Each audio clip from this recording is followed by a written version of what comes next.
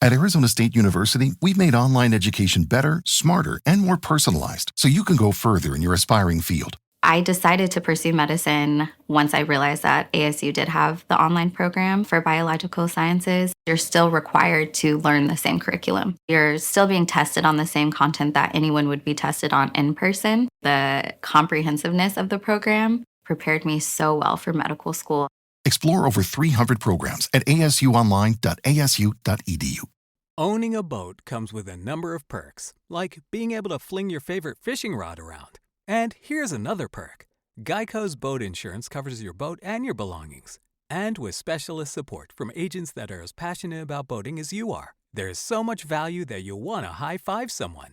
But not while you're holding your fishing rod. That's a prized possession. So hold on tight with both hands and keep it covered through boat insurance. Get more with Geico. This is Wheelbearings. I'm Dan Roth. And I'm Sam Abuel-Samad. So let's jump right in. We'll try to do it nice and tight this week. We are driving some cars. So I'll let you go first because that's the gentleman that I am. So since we last recorded, I've been in a couple of different vehicles.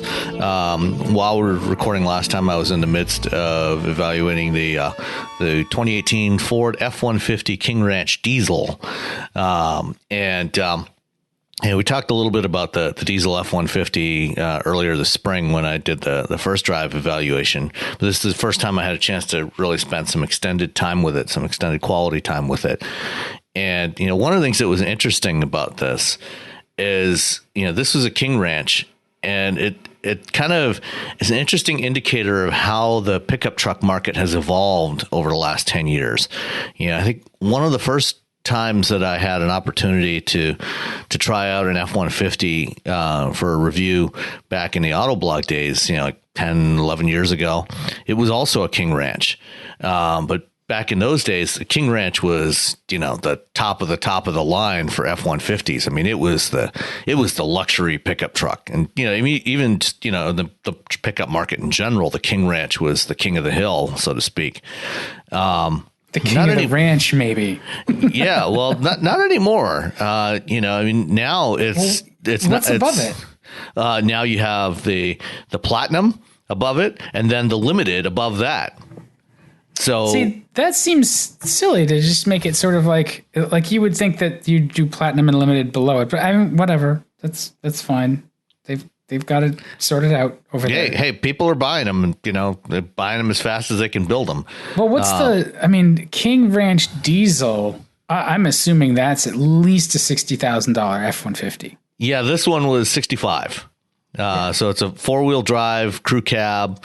It had some options on there on top of the King Ranch package. So you had things like the retracting running boards, which, are a nice feature to have if you're actually going to, use it as a truck. And, you might be driving around in some areas where the road is not paved or Michigan for that matter.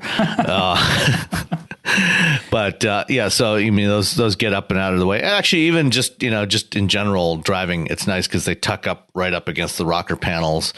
So they don't get as dirty, and they're kind of out of the airstream. So it's better for aerodynamics as well. Of course, that is another potential failure mode as well. But whatever. But by then the truck is not under warranty, so they just don't care. Yeah, good point.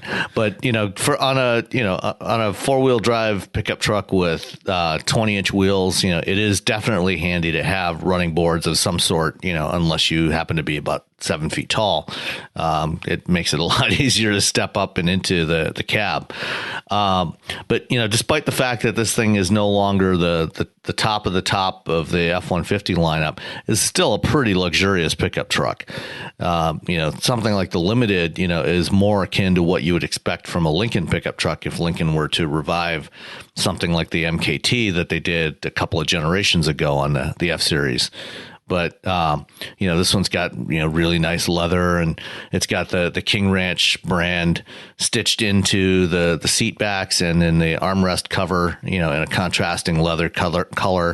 It's got all the features that you would expect of a truck, a $65,000 truck. It's got all the assorted goodies like the driver assist features, adaptive cruise control, and so on. It doesn't have the Pro Trailer backup assist, which, since I don't have a trailer, I wouldn't have had an opportunity to use it anyway.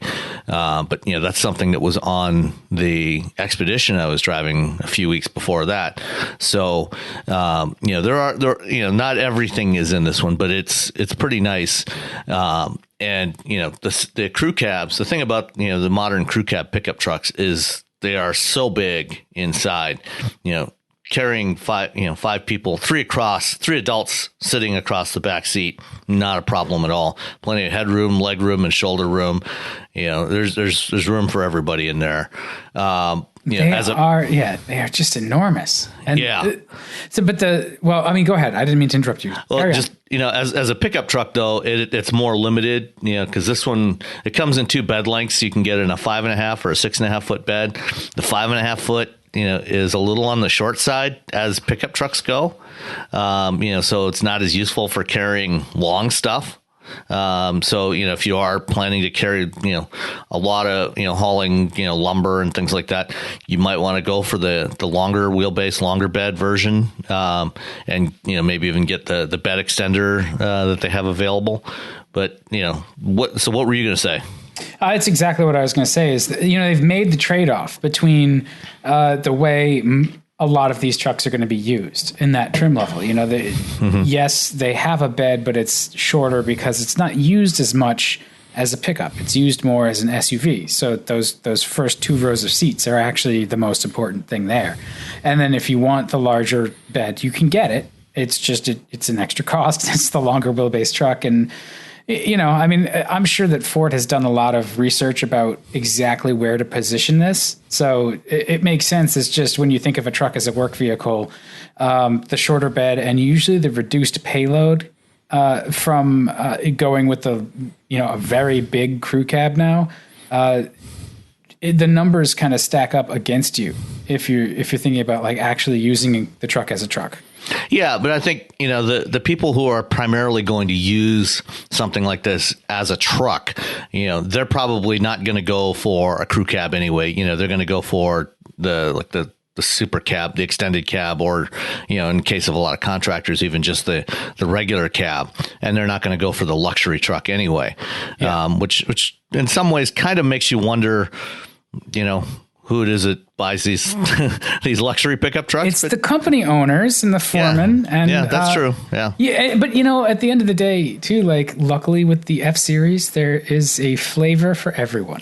Yeah, it's funny. I was just thinking, back when I was working on some stuff for the 50th anniversary of the Mustang, one of the taglines for the car back in the 1960s when it first debuted was, it's the car designed to be designed by you, because you had so many different options. Buyers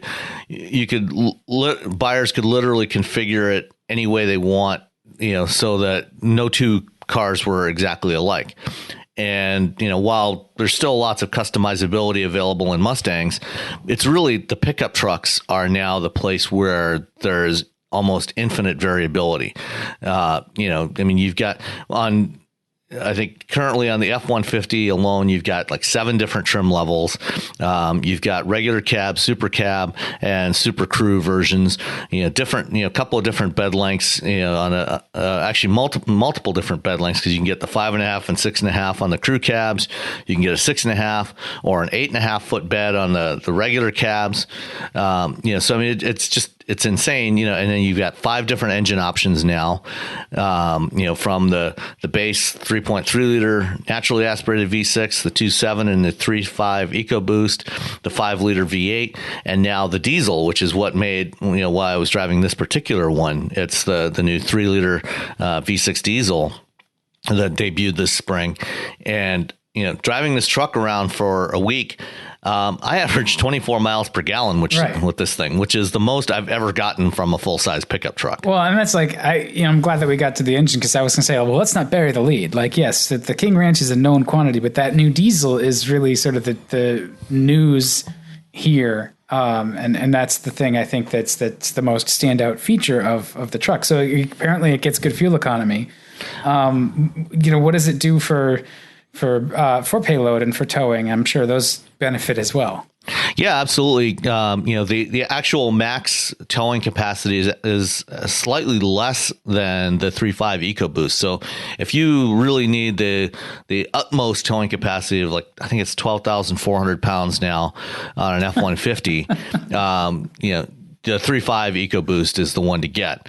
But if you can make do with a mere 11,000 pounds, then the diesel is the way to go, especially if you're going to be towing on a regular basis. And back at the launch, I think I talked about this previously, but the way that the Ford guys explained it, kind of the way they see the customer base breaking down for these two is for somebody that's only towing a few times a year, a couple times a year, maybe towing their boat to the lake in the spring and then pulling it out in the fall and, putting it in storage, or, maybe, towing a trailer, a camper trailer, on a road trip once or twice a year. For those people, the EcoBoost is fine, because the thing with the EcoBoost, the gas turbo V6, is that it gets decent fuel economy when you're driving it around with the truck, lightly loaded. But when you start putting a heavy load on it and you have to start getting on the gas more to keep up, then the fuel economy really starts to drop off pretty dramatically. And, so instead of 22, 23 miles per gallon, now you're suddenly getting, 12 or 13 miles per gallon. And the diesel, on the other hand, is for those customers that are towing all the time, whether you've got a horse trailer that you're hauling around somewhere to shows every weekend, or, whatever it might be. Or, another good example is a landscaper that, is towing a trailer full of equipment around, to all the different jobs, on a daily basis. For that customer, the diesel is a much better option, because the change in fuel economy when it's under load is much, much smaller. It's only 2 or 3 miles per gallon a lot of the times. So the diesel is the towing expert. And I would expect that right now it's only available in the F-150, but my guess is that, within the next 12 months, we'll see it available on both the Expedition and Navigator as well, because those are also frequently used for towing, and probably in the Transit, the big Transit vans as well, to replace the old 3.2 liter 5-cylinder diesel that's currently available in those trucks and those vans. So, just, driving around, mix of, around town, I was getting about 21 miles per gallon. And then, when I did a couple of highway drives, to go to some client meetings, my overall average for the week came out to about 24 miles per gallon, which is pretty impressive for, what is effectively driving around in a barn. That's outstanding. I do think that you'd drop into the teens if you were making it work, but even so, that's the thing with the diesel is they tend to put a lot of power to the job and not really suffer fuel economy. If you're towing an 8,000 to 10,000 pound trailer with this thing, you could probably still, especially on a long highway trek, you could probably still get 18 to 20 miles per gallon with this thing. I think we're going to need to get an 8,000 to 10,000 pound trailer as a business expense for us. I'm thinking like a nice one that you could park, you could use it for vacations and we can just trade it off between the two of us. And that's right. We'll just, I'll drive out to Massachusetts and hand it off to you and you can drive it back here. It'll be a tax write-off, right? It's a business expense. Seems perfectly reasonable to me. Perfect. When we have to do that in December, though, it's going to be a real pain. They continue to innovate and to update the F-150, and the latest diesel seems to be good. It's interesting too that the trucks have gotten updates with the diesels when diesel, sort of on the flip side of diesel and like diesel in cars, has really taken a beating with the Volkswagen scandal and stuff like that, and the tentacles that's provided to other automakers, but trucks don't seem to really care as much about that, I guess. It's all a matter of finding the right engine for any given application. When you've got, significant load, for bigger vehicles, or something that's going to be used on the highway predominantly, then a diesel makes so much more sense, for long haul trucking, or the kinds of applications I talked about, for big trucks and utilities. The diesel is it's simply the best choice in terms of efficiency. But for other applications, a gas engine might be a better option. And, it's not going to end there. In 2020, the next generation F-150 is coming out, and it's going to have a hybrid powertrain in it, a strong hybrid.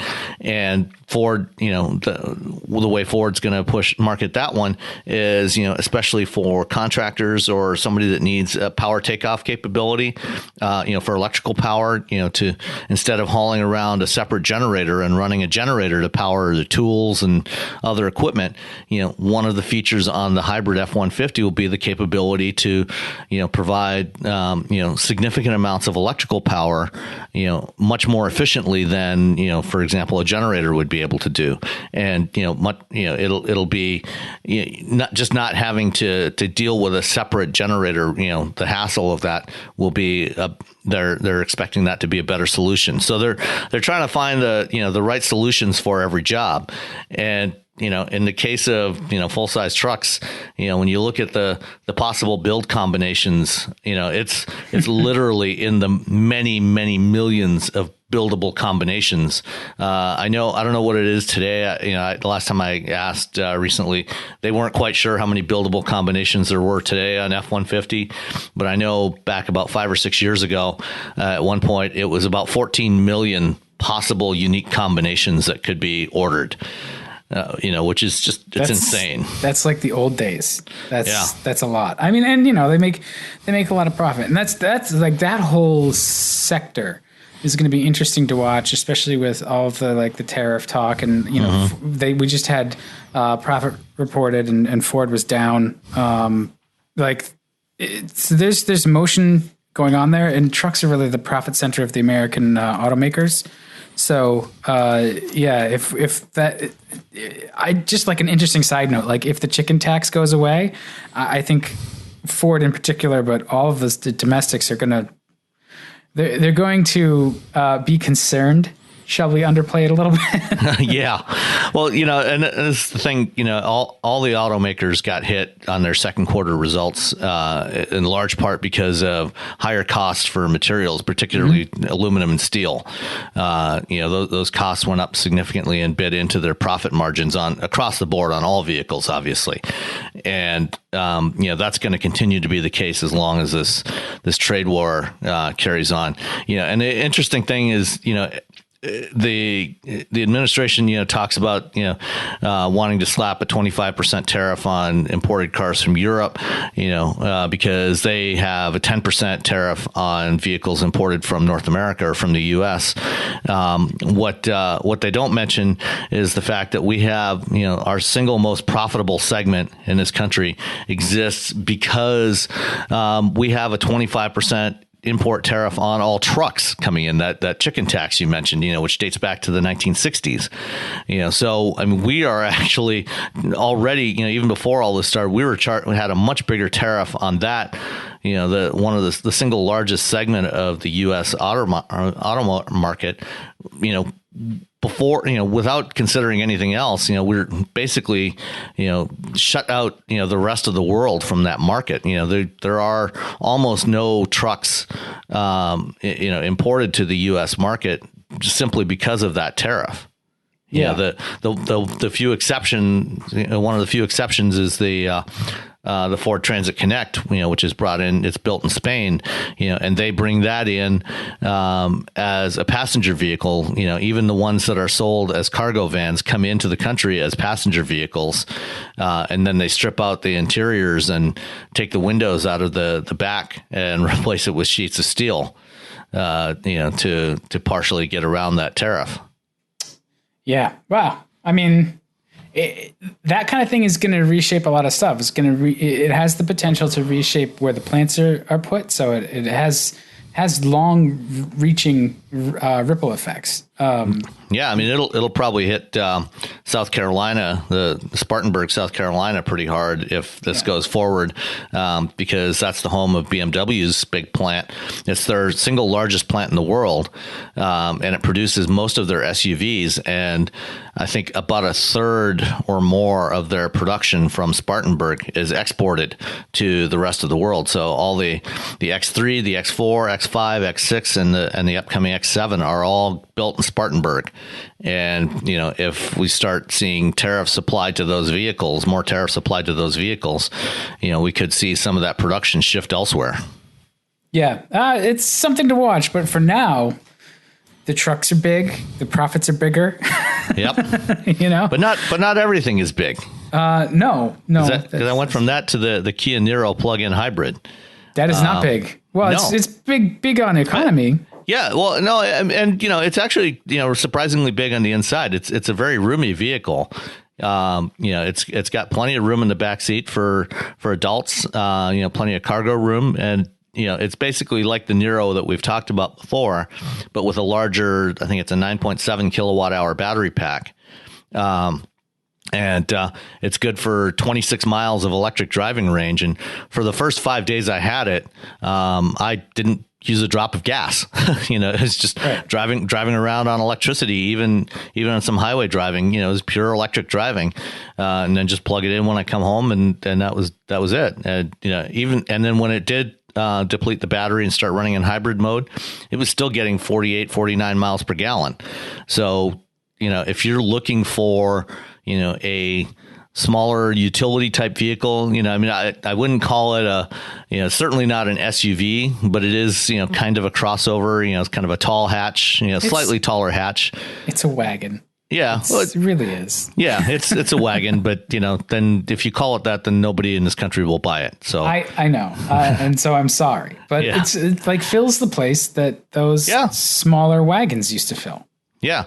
The one, you know, really, you know, one of the only downsides to it is it's not available with all-wheel drive. It's front-wheel drive only. So if that's an issue for you, if you want an all-wheel drive, then, you know, you're out of luck with the Niro. But, you know, if you don't need all-wheel drive, you know, and you want something that's got lots of space inside for your stuff, for your kids, you know, and that's, you know, small enough to park easily, you know, and manage, you know, and get around and be really efficient. This is a great choice. Well, I mean, we've talked about how much we like the Niro already, and you know, it just seems like they've done a really good job at packaging it, not only the powertrain, but just, you know, packaging people inside and not making them feel cramped. And they designed it kind of around the hybrid powertrain from the get-go. So you don't necessarily really pay a ton of penalty for having even the larger batteries. And you know, you can still load it with stuff, and it's still a very useful car. And it looks distinctive, a lot more normal than some of the other hybrids, which I guess that cuts both ways, right? Like it could look weirder, like a Prius, or even like an Ioniq, which still is a lot more normal. Or it could just sort of have its own thing, which is really what the Niro does. Yeah, and you know, probably the closest comparison to this vehicle would be, you know, something like the Ford C-Max Energy, the plug-in hybrid, which is now out of production. They ended production a couple of months ago as they're transitioning that plant over to building the new Ranger and Bronco.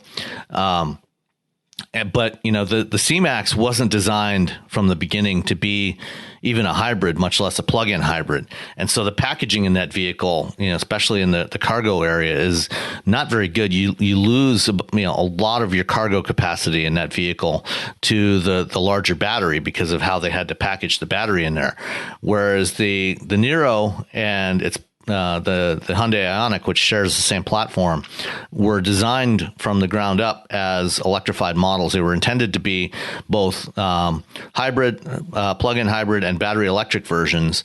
And so the battery, you know, takes up is the way it's packaged in there. It takes up much less of the usable room in the vehicle. So you have still have a large cargo area. You don't have the batteries sticking way up into the cargo area, and the whole thing just is much more effective. And in fact, they just started sales in Korea last week of the new battery electric version of the Niro, which should be arriving here in North America sometime towards the end of the year, I think.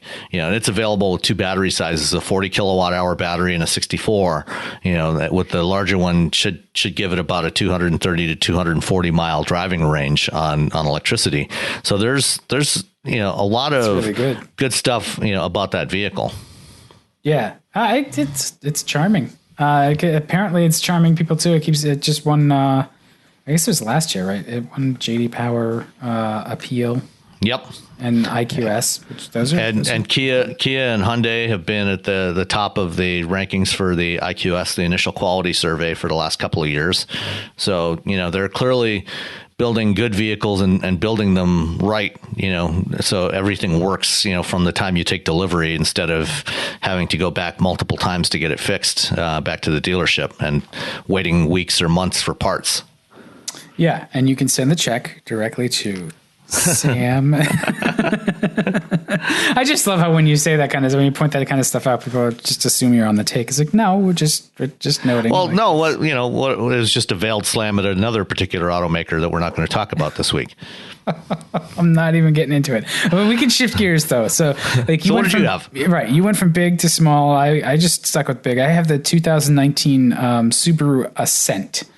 As the Ascent Limited. And, I think what we're seeing right now is the calm before the storm. These things are going to be everywhere, at least here in Subaru country in New England, very soon. Because, the last time Subaru tried a 3-row, it wasn't quite right. It was a little too small. That was the B9 Tribeca. It was a little too weird. Little too small and, a little too big in the front. So to speak. Yeah. It was strange. I mean, and when they gave it that nose that was actually supposed to be, I think, a Saab version of it or something back in the day, they cleaned it up for a mid-cycle refresh.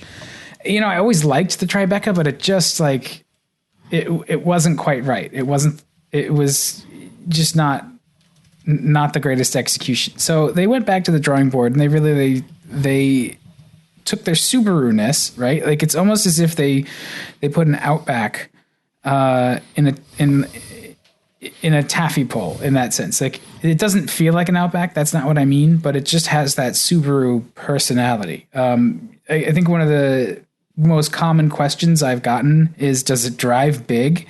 And I think for like the first day or so, yeah, it does. But it is big. So that's not a huge deal. It also drives pretty solid. It's pretty well behaved. For all its size, it's easy to park. And it's well finished in limited trim, and there's still room to go. You can go up to touring. So the one that I had was, I think it topped out at like 42,000, and it has a lot of equipment on it. And I don't really think that I missed having stuff. So, and it's quiet going down the road, which I was also concerned about, because some of the Impreza models can be a little bit louder as you drive them. But it's really well thought out as a family vehicle. They've made a big deal about like the 19 cup holders, and yeah, I mean that's a thing. It sounds ridiculous until you try. Only 19. Well, yeah. There's only 7 seats in the thing. Well, yes, there's actually up to 8, but I have it in the 7-passenger configuration. It sounds ridiculous until you try to take a trip or something, and then you realize, like, okay, so I've got a coffee and a water, and like somebody else has a drink for now and a drink for later, and like you do wind up using them if they're there, and they're cup holders. Like, it's funny, but it's also like harmless, and it's great to have them when you need them. So. I think that's actually a good feature. I was actually really surprised at how lively it feels with the 2.4 liter engine, because the Tribeca didn't feel lively, and it had a 3.6 liter flat six, which sounded lovely and is definitely powerful, but it had the wrong power curve. for this kind of vehicle. And like the Ascent is not light. It's 4,500 pounds. It's a big vehicle. I mean, if you compare it to, the equivalent from other manufacturers like the VW Atlas or Chevy Traverse or any Explorer, any of those other vehicles, they're in that same weight ballpark. Yeah, and so like it may be light, like comparatively among those, it may actually be on the lighter side. That's what I would expect. I haven't looked to compare, but it doesn't feel ponderous like a Pathfinder. Pathfinder just floats and just feels really big. That's not how the Ascent feels. It feels pretty well behaved. And again, there's 260 horsepower, 277 pound-feet of torque. Which is enough, but I felt like it was only going to be enough. And just the way it works with the CVT and everything is really good. And it does a good job moving itself around, getting out of its own way. I never feel like it's wanting for power. I would probably caution you against trying to tow something that's up to its 5,000 pound max. That's probably not a good idea. Like it'll do it. I'm sure it'll do it, but then you're going to run into the limits of the power, and you work the turbo hard. But yeah, overall, it's a really solid attempt or entry into this field, and it has Subaru's EyeSight technology stuff, which is actually really good. And we've talked about this. You probably know more about it than I do. The system will do. It'll slow it down. It'll stop. It'll follow in stop and go traffic. But I think it's only camera based. It's a stereo camera system. So most of the systems that are on the market today, that use, like for adaptive cruise control, most cars use radar, and then they use a monovision, a single camera system for lane keeping assist and for collision for collision alert. But Subaru was the first manufacturer to use a stereo camera system on a mainstream car, and so there's no radar. There's just two cameras, and the two cameras give you that little bit of parallax, basically like your eyes, to give you that depth perception that is more reliable than trying to do that with just a single camera. Okay, it works really, really well. Mm-hmm. Really, really well. It's well done, and that's important because this is $42,000, but I think Subaru offers EyeSight on every trim of all its cars. They at least offer it on all their cars. I forget which trims you have to be in, but they bring that stuff down to every sort of price level and make it pretty available, so you don't have to buy like the luxury. It's not just for the wealthy. Right. The extra safety, which is important. It's easy to get in and out of. The seats are comfy. The materials are really good. The latest version of their infotainment is pretty good. I didn't find that offensive to use. So they've done a lot. It's funny because Subaru, like, what to expect, and you definitely get it when you get in here. Like it looks like a Subaru, it feels like a Subaru, it operates like a Subaru, and none of those are bad things, but just in saying that, it also means that what to expect with how the stereo is going to be and how the nav system is going to be. And I was pleasantly surprised because they've made some strides to update that and make it easier to use, and it is. Some things are funny. Like I actually sent a text message reply to someone using the infotainment system. It read the text out to me, and then I could reply with it to just say, okay. And I was like, well, that's great. Like it was maybe less distracting than picking up the phone, but it was still distracting. So yeah. Maybe that's something we should not be doing. They've paid a good amount of attention to the little things. The USB ports, for example. The ones on the center console are high current, so they'll charge a modern smartphone. Because I don't know if you've noticed, but phones are pretty power hungry. Well, so, especially if you're using them, for navigation and things like that. Then they'll start to draw a lot of power very quickly. And most of the initial applications of USB ports, when they first started putting USB in cars, about 10 years or so ago, they were putting 500 milliamp, half amp, right, half current amps ports in there. And over the last few years, everybody has started shifting to a minimum of 1 amp, and many new cars now have at least 2 amps on at least one of the ports. And some, now that we're starting to see vehicles come to market with USB-C ports in there, now you've got 3 amps, at 5 volts, so 15 watts. Which is more than enough to keep a phone, to actually be charging it while you're using navigation or other features. It's just so funny too. USB-C, a physically smaller connector. Let's jam a whole lot of current through that, because what could possibly go wrong? It's not going to heat up. Why would it heat up? Just whatever. I'm not a huge fan of USB-C too. I mean, it works well, but it's just... Well, it's nice that it's, it's reversible, and, there's lots of other things that you can do with USB-C as well. In fact, on computers with USB-C, USB-C is capable of actually transmitting up to 110 watts is the maximum. Yeah. You know what it is? I'm mad at Apple because they gave me a Pro computer. They took all the ports away except for USB-C, and they took the card reader off of it. And it's like, I'm a pro. I need those things. I use those all the time. What are you doing? I liked my FireWire ports, and now I have to have an assortment of dongles to just connect to my, whatever. That's not what we're here for. But no, the Ascent is We're not here to complain? We're not here to complain. Somebody can call me later and complain. Well, I'll complain privately. It's fine. And it also has Wi-Fi. So when you think about the things that family buyers need and use, because that's what this is, they did a great job putting the right features in it. It's going to have the standard all-wheel drive, so that's actually a plus for you if you're cross-shopping it against something like an Explorer or a Traverse or even the Pathfinder or just the Pilot. Just that stuff. You pay more for all-wheel drive in those, and sure, the prices of the Subaru are adjusted to incorporate the standard all-wheel drive. It's nice that it's there. Again, it has one powertrain. And so across all of them, one powertrain, what it is, they all behave the same, and then you're just adjusting features, which is nice. I think it's a really, really well done attempt, and I think they're going to sell a ton of them. So you said, that Subaru fans will love it. What about non-Subaru fans?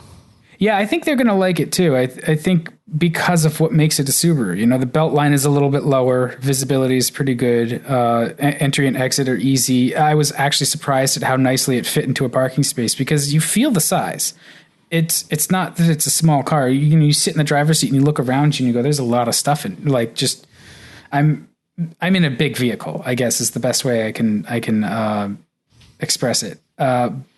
But when you start using all the features, they make a lot of sense. The stuff is in the right places. It operates the right way. It's not trucky, so that's a plus. And it's well behaved. The turbo engine and CVT work really nicely together. I guess the biggest complaint I have is that the throttle is a little touchy, so you get a little sort of head lurchiness when you're trying to just move around at low speed. But I think you adapt to that as well as a driver. So it's hard to say after spending just a few days with it, that's a problem. Maybe the first week you have it, you'll be snapping everybody's head, but after that, you probably get used to it. Okay. So, before we get into topics, I had another sort of thing I wanted to just discuss with you. Sure. Because we did an event here last week called the Ragtop Ramble. It's a thing put on by the local auto press. And this it ties back to my comments about the infotainment in the Ascent. So I rode with an automaker rep, one of the PR folks from the automakers, and we were talking about our philosophies about how we review cars. And, one of the things I do as a reviewer is I don't want to color my opinions when I try a car. So I don't necessarily deliberately rush to read a review or see what everybody else said when I get a particular car dropped off. I kind of want my reaction to be genuine. So I feel like that can change my opinions or expectations going in if I know what other people thought about it and liked and didn't like. I'm prone to say, oh, this is probably going to be bad when I may if I had never read that, I may not have an opinion. And so we got to talking about census. And, once it was this with a Volvo rep or with somebody from another company? It was with the Volvo rep. We talked about other companies too. It wasn't just like you picked on my system. We actually got to census later when we were just talking about how we do it. And I don't think my history of bashing census was on his mind. I don't think he knew. But I explained. I was like, so the system to me, like, I want to come at those cold. I don't want to have read the manual. I want to try the sort of the human factor engineering and see how well you've done about making it intuitive and easy to use. And he said, yeah, that goes only to a certain point, because you have to understand a little bit of the philosophy behind why it's done the way it's done, because everybody does it differently, which makes sense too. He explained census to me in a way that makes a whole lot more sense. And so I'm sorry for bashing it so much to Casey, but I do want to try it again. Like, there's the now part of census, which is everything in front of the driver. You've got the controls on the wheel, you've got the head-up display. Right, so it's the center screen. So you basically have three pages in the census interface. That's the anytime. Anything over on that center screen is the anytime stuff. So that's why sometimes it's a little bit harder to get to, because also census was optimized for the voice controls while you're driving. So I was like, okay, so to me, that makes sense. And it's on us as reviewers. So like, when you're a reviewer, when you're reviewing a car, do you actually like sit down and read through the PR and say, oh, here's the philosophy behind that system, here's how it operates? Or do you just get in and try to operate it cold? Most of the vehicles that I drive, I have been exposed, at some point in time, whether at an auto show or a drive program or somewhere or some other briefing, to, kind of here's the overview and, here's the things, we think are important about this vehicle. So I've almost always I have heard the message, from the PR people and the engineers and designers at some point before I've actually driven the vehicle.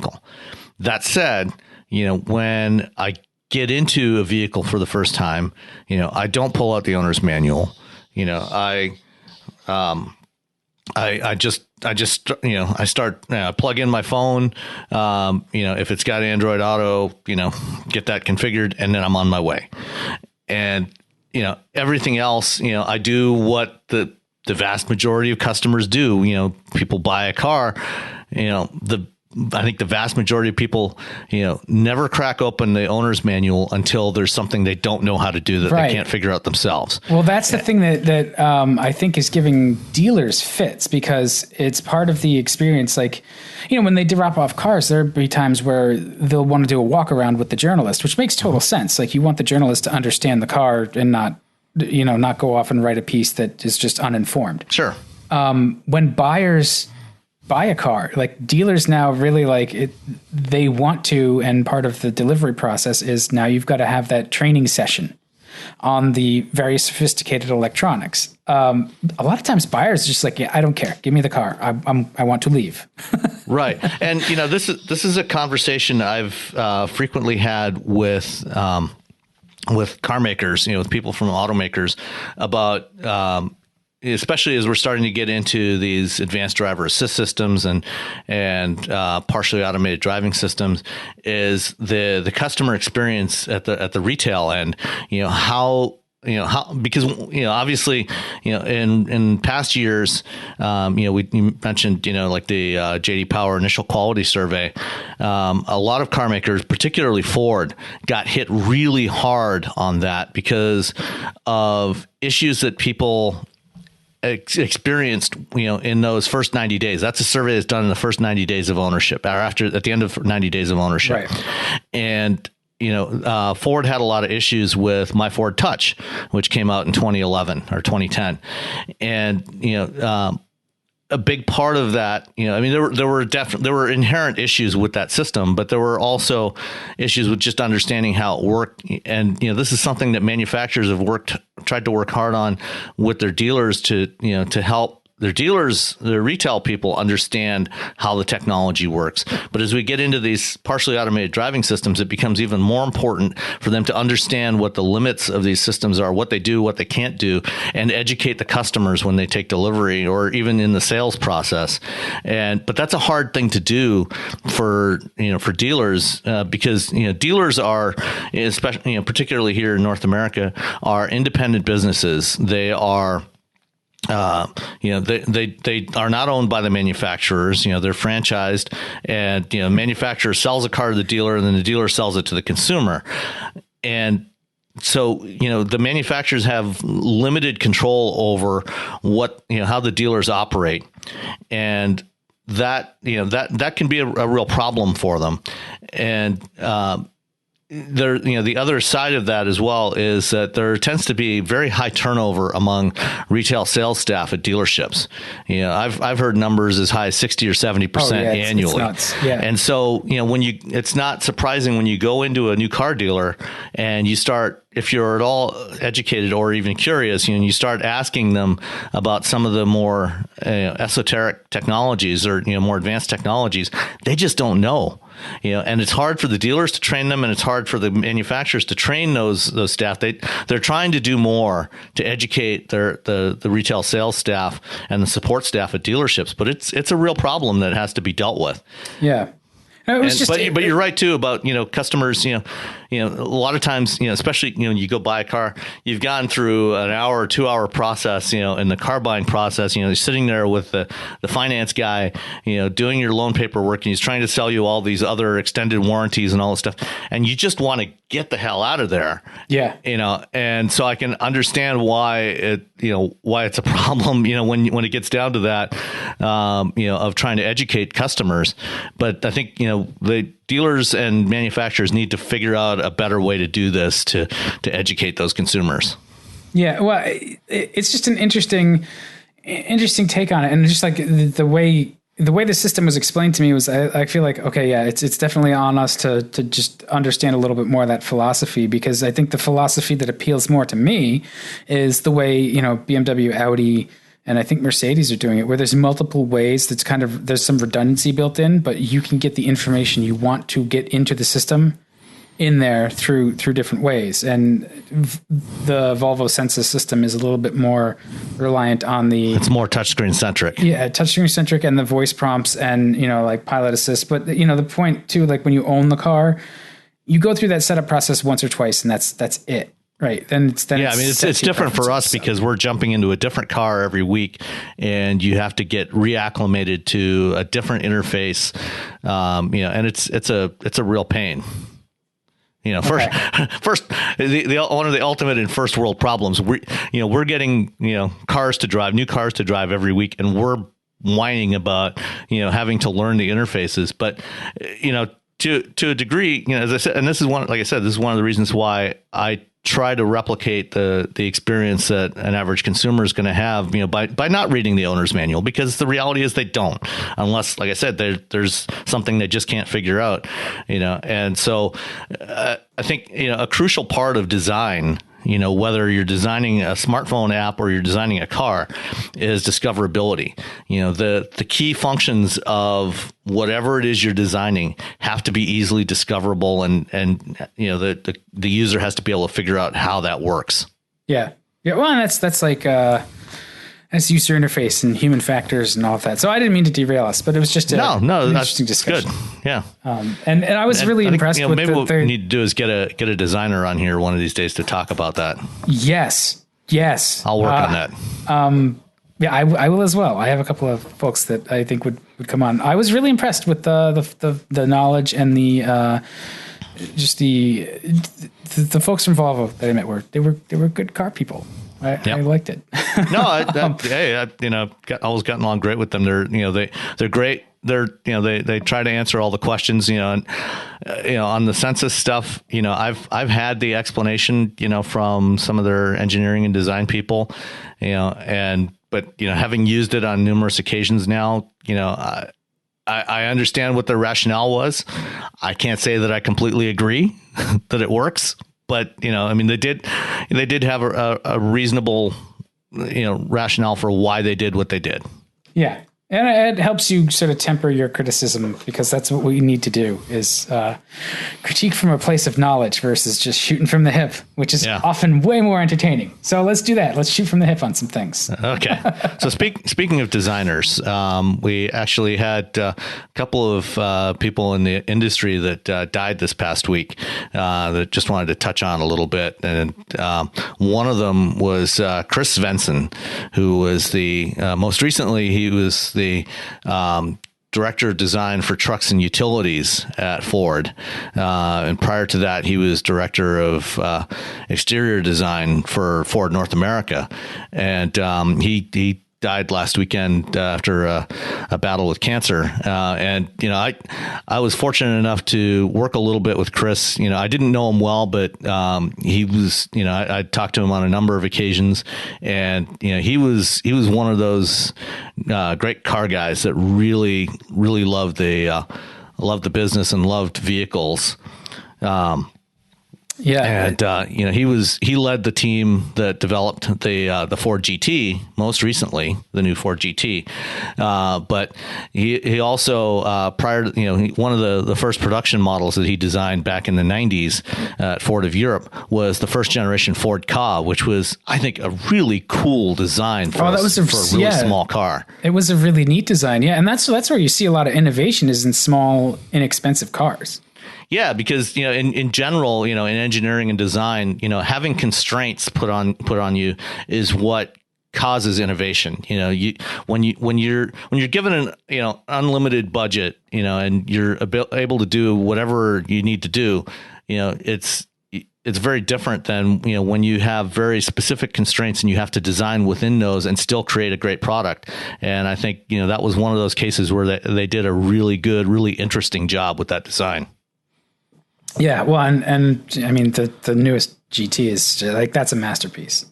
I got to see one up close a while ago, which for me out here in my hinterlands is a thing. So, yeah, that's like both of and we lost Sergio Marchionne kind of suddenly, as well, and both of them were cancer, and cancer's a thing.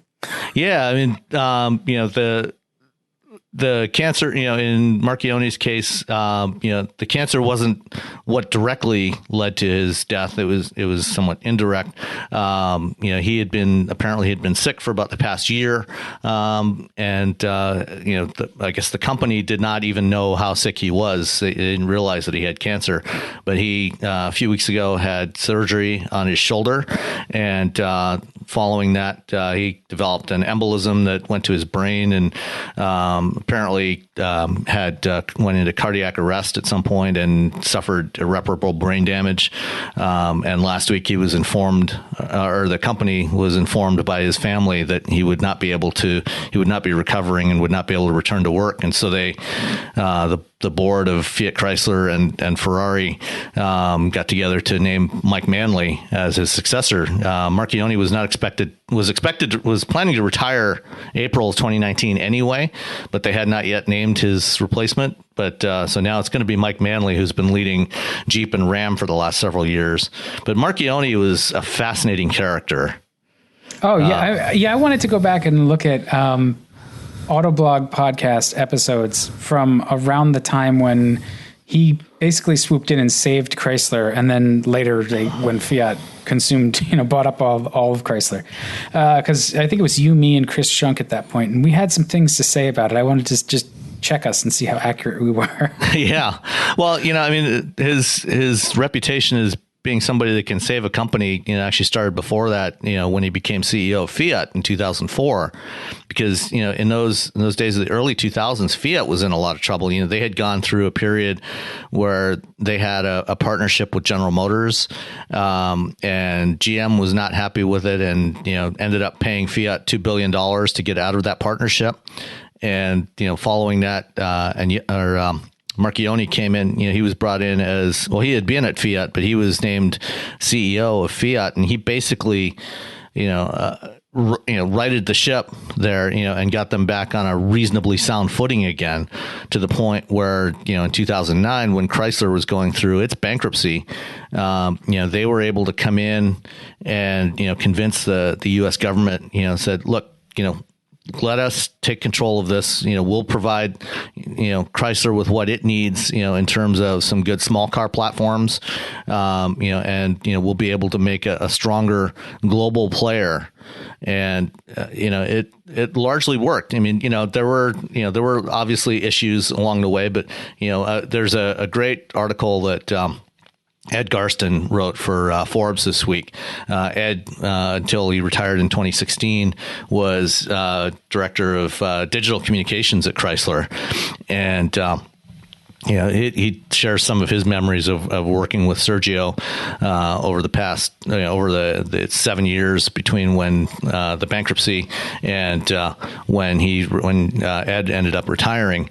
And, everybody I've talked to at FCA in recent years that, has had to deal with Marchionni in one respect or another, had tremendous respect for the guy. But they also acknowledged he was extremely hard to work with, or not hard to work with, difficult to work for.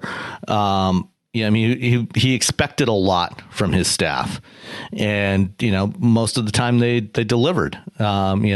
They made incredible progress, from 2009, when they went through bankruptcy, to where they are today. And, the other thing is, under his leadership, they weren't afraid to change direction when they realized that things weren't going right.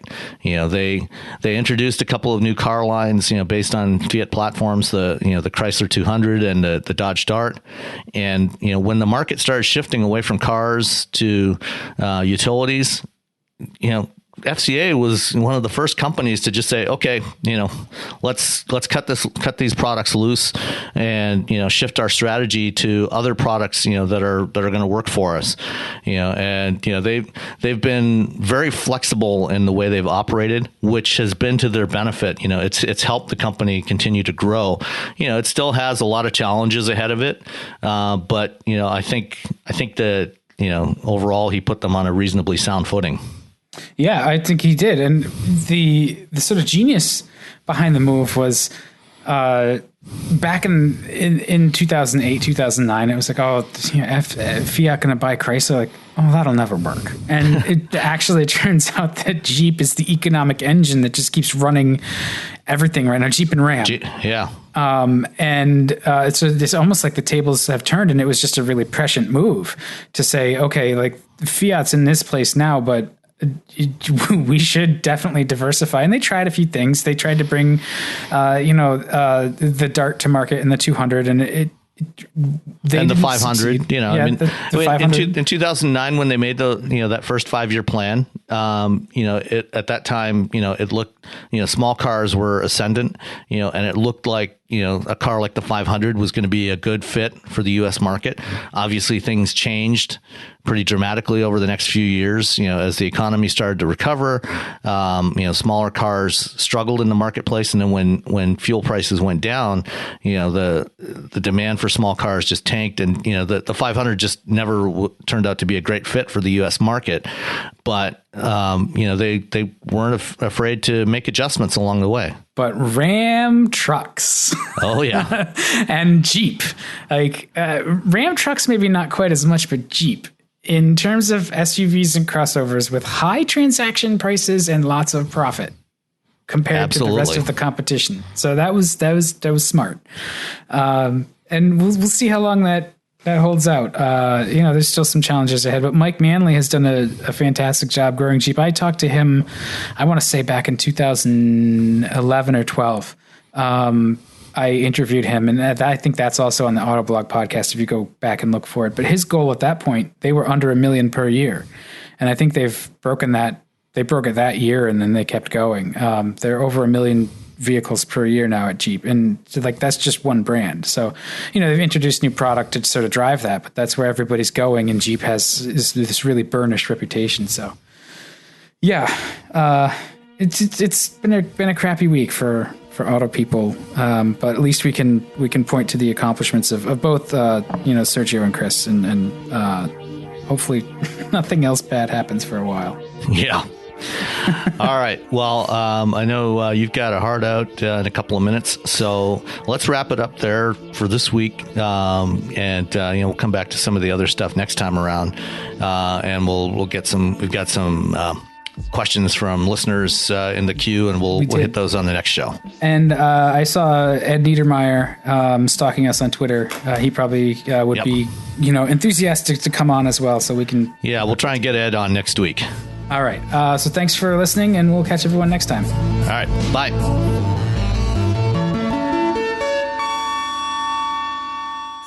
Owning a boat comes with a number of perks, like being able to fling your favorite fishing rod around. And here's another perk. Geico's boat insurance covers your boat and your belongings.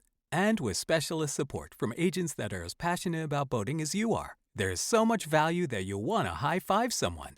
But not while you're holding your fishing rod. That's a prized possession. So hold on tight with both hands and keep it covered through boat insurance. Get more with Geico.